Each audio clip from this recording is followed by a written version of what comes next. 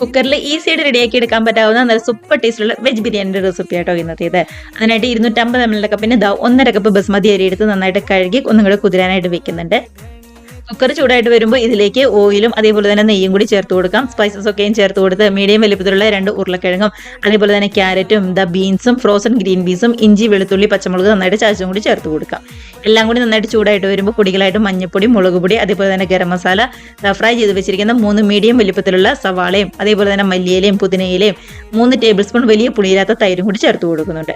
എല്ലാം കൂടി നന്നായിട്ട് ചൂടായിട്ട് വരുമ്പോൾ ആവശ്യത്തിന് ഉപ്പും കൂടി ചേർത്ത് കൊടുത്ത് നമ്മൾ കഴുകി വെച്ചിരിക്കുന്ന അരിയും കൂടി ചേർത്ത് കൊടുക്കാം. അരിയാണെന്നുണ്ടെങ്കിലും നമ്മുടെ ഈ കുക്കറിൽ കിടന്നുകൊണ്ട് നന്നായിട്ട് തന്നെ ഒന്നും കൂടി ചൂട് കയറി വരണം. ഇതിലേക്കാണ് 2.25 കപ്പ് വെള്ളം ചേർത്ത് കൊടുക്കുന്നത്.